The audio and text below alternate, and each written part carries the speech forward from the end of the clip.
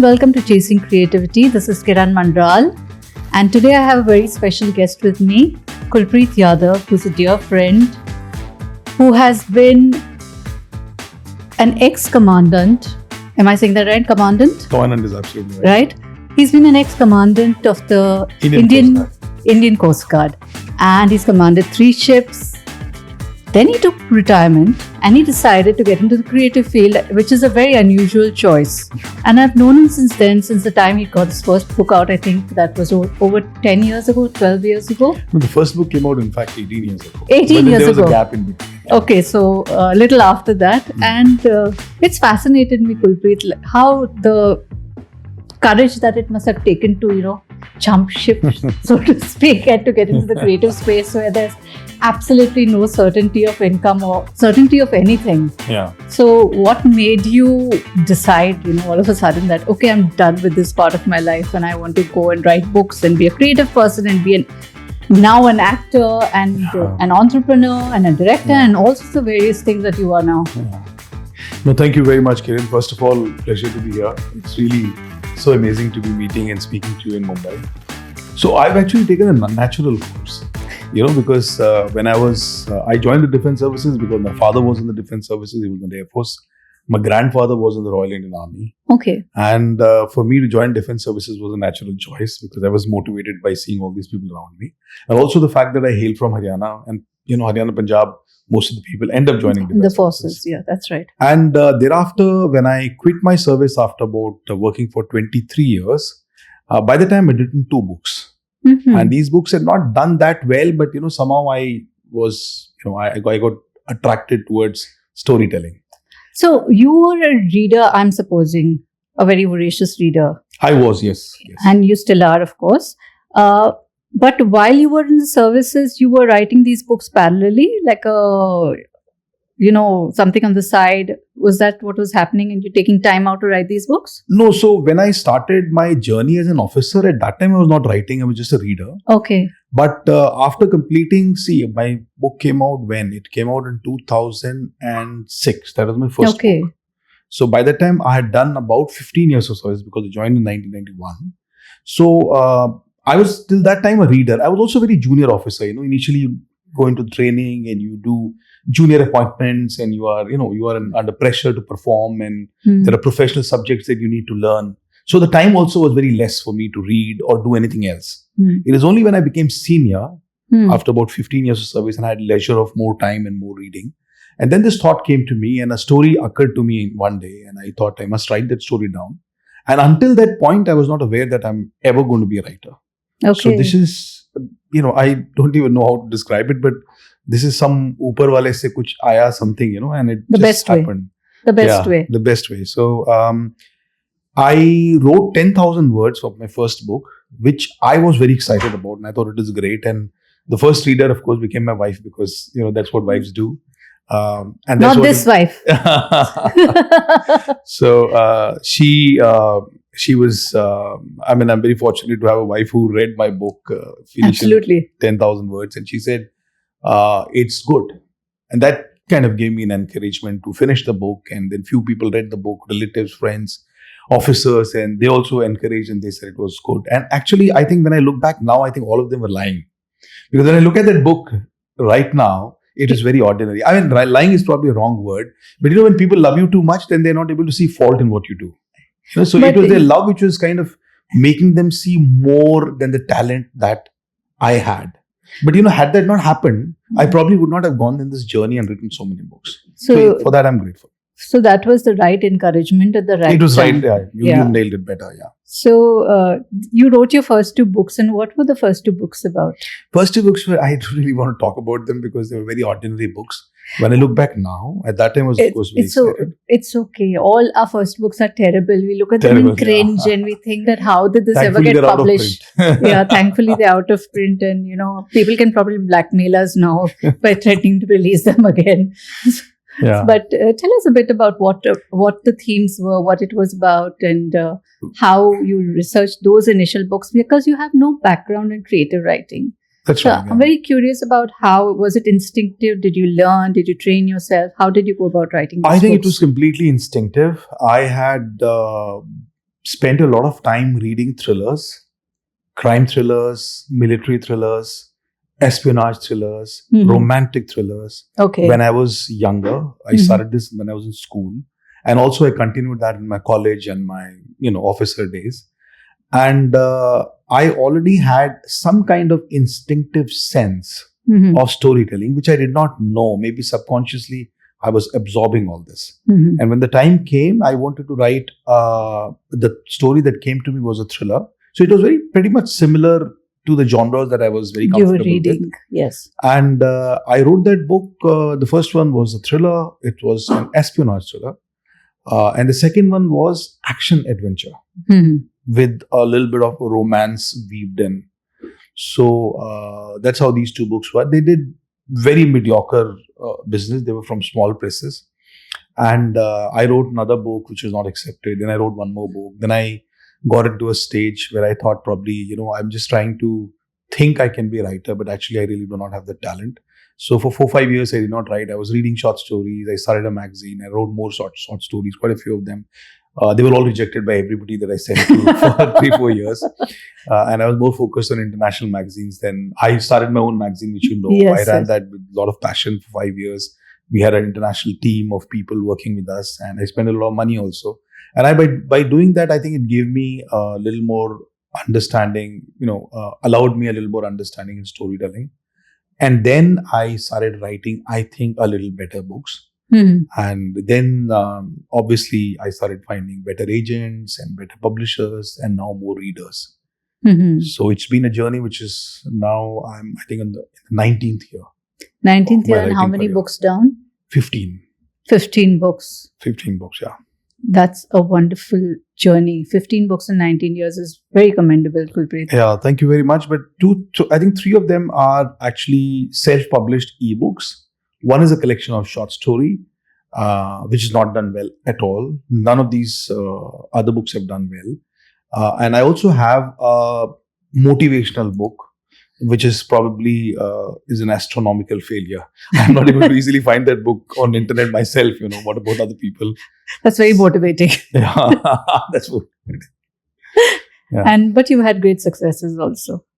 You Yes, had in the books last which 5 have years, yes. done very well and which have really left their mark. And I know of this because I hear people talking about these books. Yeah, so tell us about this shift that you made. It's not only a shift in books, it's also a complete shift in genres.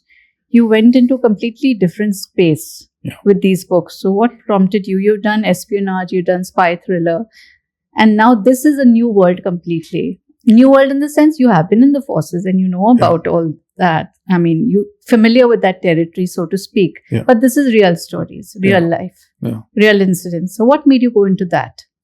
So the first non-fiction that I did was called Queens of Crime, which I did with Bollywood actor Sushant Singh. And that was, of course, a new space because I had not done true crime. Of course, for Sushant, he's been doing this for a very long time, but he was doing it on TV. On television. He came into the writing medium, which was also different for him. But I think true crime at the core of any true crime story is a very strong thriller element. So which is always, intrinsic to storytelling of a true crime story. So that part was known to me as a reader and also as a writer in the past. I think that helped me. But more than that, I think the research part was something that I was doing for the first time. So meeting people, understanding the police procedures, going through the court cases, the judgments, understanding how the legal world works, and how the police, investigation takes place, how they document things, and all that took a little bit of time and reading. I bought some books, non-fiction books by Indian writers, international writers, read them. So it took a little longer for me to write Queens of Crime. But once it did well, then it gave me more confidence that now I can do research and write. So I thought, why not do research in a space that I'm more familiar with, which is military. So the first story that I wanted to write was Battle of Rizangla. Battle of Rizangla was fought in 1962 in Ladakh, and it was fought by 13 Kumaon, which is a battalion. And it was 13 Kumaon, it's called Kumaon Battalion, but all these 13 Kumaon is 100% Haryanvi, South Haryanvi okay, people. that's interesting. It's all, And they all belong to my community. So that's how you knew of, you were familiar with this? I was familiar with with these people because almost every village in South Haryana has got people who've been martyred in this particular battle. And the women sing songs, there are temples and there are memorials in the villages made by the villages themselves. Sometimes the family is maintaining it, sometimes the sarpanch of the village and the panchayat is investing some money in daily upkeep of these memorials. And there is a kind of a subculture and a celebration of these warriors for what they did and how they saved Ladakh. But all through my childhood in school and college and also in the defense services, nobody actually had any clue about Battle of Rizangla. Yeah. I hadn't heard of it until your book, and that's when I read it. There's not even a single book on this. Yeah, topic. I read or mentions, you hear about certain battles and certain incidents that have happened, but this was like completely new territory. Absolutely. And when I thought that I should, the thought came to me that, okay, nobody's written this story, but this is a true story. And Indian Army knows that this is one of the best fought battles. And out of 120 Jawans who were defending, along with Major Shaitan Singh, 110 of them chose to stay there and fight and save Ladakh. And it got saved. And there was a ceasefire the very next day. And we still have that region. So I thought, why not write about this story? Because initially I was thinking that this is too big a story for me to tell, to be honest. Mm-hmm. I knew about this story all along. Mm-hmm. But I was writing other books, and when I was writing the other books, I was not knowing that probably at some level, all these books were in some way preparatory for me to come to this stage where I can write this book. So when I proposed this to my publisher, they were very excited about it, and I sent them a pitch of 5,000 words, and I said, this is the book that I'm going to write. And I'm very emotional about the story, and this is a true story, and they liked it, and they said, okay, we will go ahead. And I wrote that book, and though I have worn white uniform, but I'm not an army officer. And I was very skeptical because I was writing about army maneuvers in 1962. And it is a familiar territory in certain ways, but only uniform wearing and maybe parade. But otherwise, all the weapons and the strategic maneuvers and the artillery and all this world is not that well known to me. Mm-hmm. So I had to do a lot of research and meet a lot of army officers. And also I wanted to write an authentic book. And long story short, the book came out in 2021 September, and very quickly it became my largest selling book, and we've had several print runs. And then the Government of India noticed, and National Book Trust has done a Hindi edition of it. And now there are other language editions people are talking about, and film is also going to be made soon. Wonderful. So that is how Battle of Rizangla happened. When you're writing about something as important and historical, but something that has not been spoken about in public consciousness, there is always a sense of responsibility. Yes, absolutely. You've nailed it. You can't misrepresent anything. Absolutely. So how did you go about, what were your checks and balances while writing this book? Because you have to be objective. You have to have your facts in place. You have to do your storytelling in a certain order. Yes. So just take us through a little bit of your process. Yeah, brilliant question, Kiran. That weight of responsibility was there. And I wanted to write a book which is authentic, and it's a final book of this battle because no one else has written. All the 1962 books, there are dozens of them I've read. They are all great books by great writers, but the focus has always been on Arunachal Pradesh, and that area and Nepal and other parts of 1962. And the mention of Rizangla is only 1 page, 1.5 page, except 1 or 2 books which has got 3 or 4 pages. Okay. So there's very little information available. So for me, it took me almost 2 years I was only researching. So I started by meeting the survivors. We had 4 survivors at that time. They were living in their villages. I went and spent time with them, recorded their first, accounts of their own. They were very young at that time because now they're in late 80s, early 90s. Mm-hmm. So some of them are very old. They're not that coherent. And but memories must have also faded. Memories also, and they've been speaking this story all this while from 62. Some changes might have taken place, but they are the survivors of the war. Their views are important. I spent a lot of time with them, and that was a great experience. Then there is a Ministry of Defense official account, which is pretty detailed. Okay. So that became a very good, important reference point for me. And 13 Kumaon Battalion at that time when I was researching, fortunately for me, was at that time located in New Delhi. Okay. So I reached out to the commanding officer and I went and met him. And I said, this is what I'm writing, and I would like to have your, war diary. War diary is a restricted document which is written by pen in any battle by the battalion. Okay. So he said, I don't know where it is, but if we have, because, I'm not sure whether we weed it out or not weed it out. If it is there, we'll make a committee and try to look for it, search, and if it is there, we'll call you. So after a week, he called me up and he said, sir, he's junior to me in service because of the length of service. And in services, people are very respectful and very nice. And he said, sir, we've been able to find the war book. So we had a leather bound, fraying at the edges, almost, moth-eaten, weather-beaten kind of a look. Leather diary, but the pages were nicely preserved inside. Lucky. So I was able to read all that. I was able to get map, though the Ministry of Defense account was also there. But here's another, corroboratory, I don't know how to pronounce that. Corroboration I was able to do along with this.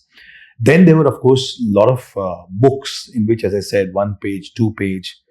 Then there are a lot of interviews. There are a lot of, journals, military journals, like USI Military Journal, IDSA. These journals have got, some people have written about 1962 war, survivors, other people from other battalions who were at that time fighting in 62 war, and they had some information. And last but not the least, one of the best accounts that I found was by Captain Amrinder Singh, the ex-Chief Minister of Punjab. He's a great military historian. I'm a huge fan. And he has a book called Lest We Forget. Okay. So Lest We Forget is a, I think it's out of circulation now, but I was able to get lay my hands on that book. And in that book, there's a chapter which is about 30 pages. And that's on Battle of Rizangla. And there are other lesser known battles in that book. And immense amount of research that he's done. Probably 20 or 25 years after the war. So all the information is fresh there compared to what it is now. And certain other references. So after getting reference from all these places, I was able to, wherever I thought this information may not be accurate, I was able to, check it from another reference point. And once I had all the material with me, then I started writing it down. What made you think, of course, this is a very pivotal war, so to speak, and we do not yet, I think, know the importance of it and what it has given our country. But was there anything personal apart from the fact that, you knew the survivors and you knew the families? Yes. Was there any personal motivation for you to take up the story? Yes, there were two, soldiers who were martyred in this battle who were distantly related to me. Okay. So I thought, here is the story of these warriors who chose to lay down their lives, and outside their village, nobody knows their story. Okay. And if I can become that medium to let all other Indians know about this valor of these Indians, so I will be doing a great service to their memory of their sacrifice. So that was another factor for me. Lovely. And with the Battle of Rizangla, you took a complete shift into non-fiction, I think. You haven't written fiction since, have you? No, I have. So my book, which came out next year, last year, 2023, was with Mr. Vijayendra Prasad. Okay, that's fiction. Yeah, that's historical fiction. Historical fiction. A new genre completely again. A completely new genre, but I'm someone who's been, as I said, military is something that I'm interested in. Then this particular book is about a battle. Though this battle took place in the 16th century. And I found the story very fascinating, which has been originally written by Mr. Vijayendra Prasad. And I happened to meet him, and he proposed that we should write a book together on the story that he had written. And I liked it. And I chose to, be with him and become his disciple, because he's such a huge, person, and he was very kind enough to become my mentor. And that's how this historical fiction book called Brahmaputra, which is about the Ahoms versus Mughals. So the context is true. The characters are true as for any historical fiction, but we have changed the dynamics, the family dynamics and the forces dynamics to create a story which is more interesting. So you've done historical fiction, now you've done real military stories, you've done true crime, you've done espionage, thriller. What's next? So I'm doing another military non-fiction, which is going to be coming out in August this year. It's called The Battle of Haji Pir. Okay. So if Battle of Rizangla was an unknown or lesser known battle from 62 war, Battle of Haji Pir was a lesser known battle from 1965 war. Okay. Between India and Pakistan in Kashmir. Okay. POK. So that's a very inspiring battle about which a lot of people do not know. And someone had given this idea that I should write this book, and I did more research on it, and I found it very interesting. So it has taken me almost 2 years, and the book will be coming out in August on Haji Pir Day. Oh, wonderful. And what I'm researching right now is about the 1857 Gadar. So, 1857 ka Gadar. Wonderful. First war of independence. Wonderful. So that's going even further back in history. No, you've done the Brahmaputra, which is further than that. But So when you're writing historical, I mean, of course, the Brahmaputra is historical fiction. As you say. And now the Gadar, which you will probably be doing, will be not fiction, but it'll be a historical book. It'll be historical non-fiction, yeah. When you're doing fiction, historical fiction with wars and with revolts and all this, and when you're doing your the non-fiction, does the storytelling change for you? How does it impact the storytelling? Because these are very different kinds of genres. I mean, they're in the same space, but one you have to fictionalize a certain way while remaining true to the era. Yeah. At the others, you cannot take liberties at all. Yeah, absolutely. It's a great question. So the short answer is that when you write historical fiction, the research part is relatively easy because you need to fictionalize a lot of things. You just need to understand the culture, the clothes people wear, the festivals they celebrate, and their family dynamics and hierarchical structure, etc. What kind of bombs, what kind of armaments, basic maneuvers. And you can go wrong. It's not a problem. So the research part is lesser. But to make the story very absorbing, very compelling, you need to write well, which means you need to take a lot of time to write. Mm-hmm. Whereas in the case of a historical non-fiction, you need to spend a major amount of time on research. Because research itself will be so detailed because you can't go wrong that it will automatically become into a story. So your writing becomes much easier and shorter. And people will read historical non-fiction because they want to learn, not want to get entertained. Mm-hmm. So it's more informative in nature. Okay. It's not entertaining. But a historical fiction has to be entertaining and gripping. Okay. Because people already know that this is false. Mm-hmm. Right? So you got to make it very interesting. So you have to make that reading a compelling reading. Very compelling. A page turner, so to speak. Yeah. Yes. Kulpreet, now from writing, you have also gone into acting. Yes. What pushed you towards this space? So just like writing, I had never planned for it. I was not even aware that I want to be a writer till the point came when I wrote my first book. So similarly, the same thing happened with acting. I never considered myself as an actor. I don't consider myself as an actor even today. Mm-hmm. It is just by the confidence given by others. How it started was, I always wanted my books to get adapted into a short film or a feature film or a web series. And for several years, this was happening in the sense that production companies were buying the rights. It's happened with you several times. They'll give you some small amount of advance and you're very happy about it. And now a big production company has your book and it's probably going to be converted into web series / film. And that happened with me a few times. But then actually, they did not convert. So the rights lapsed and I sold it to other people and all that happened. So I was very frustrated with this experience because you're so near, Mm-hmm. of seeing your book getting adapted into audiovisual story, but it was not happening. So I was just having a word with another retired officer friend of mine who lives in Mumbai, and he's got a lot of connections in Bollywood. And I said, "Yaar, pata nahi, people are not making a film, and I'm getting more and more frustrated. And I'm in Delhi, and what can I do?" And he's junior to me, and he's very good friend. And he said, "Sir, aisa karte hain, we will make." How sweet. I said, "But how will we make a film on a book, because we don't know how to make it, one. And more importantly, we don't have the kind of money that is required to make a film." And he said, "No, let's make a short film. Not on your book, but on any of the short stories that you've done. And let's make a 10-minute, 15-minute short film and see where it goes."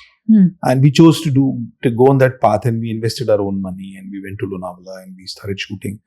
And when we were planning for all this, we hired people, we made a team, and we did not know how to do this. So everything was costly, hiring people, equipment, etc. And we started cutting down money wherever we could. So one of the first things was actors. Actor nahi lete. So he gave me this idea. He said, actor nahi lete. Sir, acting to main aur aap kar lenge. So this was a conversation that we were having, and I was completely shocked. And he said, यार ऐसे कर लेते हैं, मतलब picture भी बना लेते हैं, एक्टिंग भी कर लेते हैं, मजाक हो रहा है क्या? इट्स पॉसिबल ही नहीं है. मैं तो एक्टर हूँ नहीं, I don't know how to act. So he said, Nini sir, who told you you're not an actor? I know you for the last 25 years, and I'm from partly from the film industry, and I vouch for it, and you will be able to do a good job. So that's how I ended up acting in the film, which I made with my own money. Okay. And I think I did a very bad job at it. And halfway through, like we're having this conversation, halfway through, everybody's looking at me, and I told them, stop, let's pack up and go, because I don't think I'm doing a good job. And they were all shocked. And I was the eldest among all these people, oldest. So they looked at me and they said, sir, why are you saying this? You're doing a good job. And just because they were saying this, and I couldn't have been, unkind or, whatever, not bad to them. So I thought, let me at least complete this film and see where it goes. And I ended up shooting that film. And later on, I told my partner, isko delete kar dena hai, bahut bekar hai. So he said, no, give me some time and let me see what I can do. And he went to an editor and was edited. And when he sent a snippet of what we had shot, it wasn't very bad. So then it was converted to a full film, and it was released by a platform, and several people saw it, and a lot of people sent messages to me, particularly the ones who were not known to me, that you do have a screen presence and you should be able to take this as an alternate career. And that is how I ended up sending my short videos of introduction and photographs to some of these leading casting companies in Mumbai. And I said, chalo theek hai, log mere ko pata nahi ullu bana rahe, kya kare, let's see. And these people started sending, how they do, casting companies, they send you a script and for whatever requirement they might have, and you have to make audition at home. And I ended up making auditions, and the success rate was very high. That gave me more confidence that probably I am able to do, because sometimes we don't know what we're capable of ourselves, So one thing led to the other, and now in the last 2 years, to cut the long story short, I think I've done about 20 acting assignments in the last 2 years. Films, web series, short films. I've also been cast in a primary role in a Malayalam film of all things. Wonderful. And a beautiful Malayalam film, a great story. And I'm very proud to be associated with them. I've done almost 15 to 18 days of shoot for that film, which will be releasing next year. And that's not a language you're familiar with. So how did you manage? So I was asked to memorize the lines, which I, spent many hours to memorize all through the night. And I came to the set only to realize that I've forgotten everything. So did they have to paste like placards in front of you when you rattled your dialogue? But I think after some time, and after they gave me some decent amount of encouragement from them and a few cups of coffee, I was able to recall. And they also were kind enough to explain to me the meaning of those words, because I'm supposed to make those expressions and gestures and body movements, etc. And I think I've done an okayish job in speaking the language. Of course, my voice will not be there, because Malayalam language also has got certain way of saying it. So I will never get the accent right unless I live there for probably 50 years.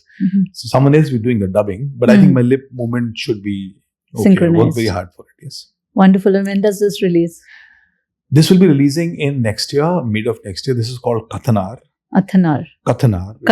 It's a local Christian legend from 7th century.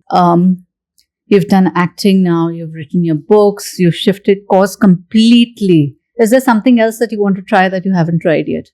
I want to try a lot of things, honestly. I'm also co-founder of 2 startups, and they're doing very well. One is a legal tech company called World Law Alliance. It's headquartered in Greater Kailash, Delhi. We have a team of 15 people. We were in London last month for about 3 days. We had an international conference. We're going to Singapore in February. So that's, I've got a great team there. I've got 2 more directors who, allow me to do what I want and go there only once in a week or once in 10 days. I'm also co-founder of a company called Disha Kiran, which is an education technology company that's headquartered in Gurgaon. And that is doing very well right now. I mean, we've been there for 3-4 years, but we're just about to grow. We've got some nice contracts, and I'll be talking about it on LinkedIn. I also want to start certain brands and do some business, because it's a great opportunity. Internet is there, and there's artificial learning, machine learning, artificial intelligence, so many things, blockchain. It's a time for great opportunities to do a lot of stuff. And I feel very jealous that I'm 56 now. I should have been 36. Probably I could have done a lot more. I mean, 56 is like the new 40 now. We are all living till we're 100 anyway. So lots of time. That's true. So बहुत कुछ करना चाहता हूँ और मेरे को लगता है कि all this is possible, but of course time is limited and you got to take a rest and So I'm not very ambitious in doing what I'm doing. What I'm trying to do is I'm trying to do the things that I'm doing to the best of my ability with as much honesty as possible and not really that much bothered about the results because I'm secure in every which way, financially and socially, family-wise, and all my responsibilities are over. So I don't have to really worry about the end result, start a business, whether I'll be able to make too much money or not. That's not my priority. I want to do something because I want to prove to myself that it can be done and it can be done well. And of course, whatever follows from there. Lovely. Yeah. But I may not do any other business, by the way. I'm just saying because I want to do, but there is no time. And I'm also, by the way, an extremely lazy person. I would like to get up aram se. I hate early morning flights. I hate early morning meetings or late evening How are you ever in the forces, Kulpreet? I did this for 23 years, getting up at 4 o'clock, 5 o'clock. Exactly. Whoever calls me or even when I have to travel myself, I never take a flight which is before 10 a.m. or 9:30. It was only yesterday when I was traveling, I probably took a flight which is at 9 a.m. But otherwise never before 10 a.m. or after 4 p.m. It's always between this slot so that I can get up aram se, go to the airport aram se and go. So I want to lead a very easy, relaxed life. Do what I do with honesty. And I think any work honestly done will definitely find buyers and success. Looking forward to see what you do, Kulpreet, with your new ventures. And I think your story is so inspiring because not only have you shifted paths completely, but you're enjoying yourself, which is most important. You're doing stuff that interests you, that enjoys yourself, and it's so inspirational. Thank you so much. I hope everybody who's watching this knows that, there's a second innings always, and you can always change paths anytime. Just as Kulpreet said, do it honestly with enjoyment and have fun while doing it. Absolutely. Thank you so much for coming for this. Most welcome, Kiran. I had such a great time, and all the best to you also for your forthcoming books. Thank you so much.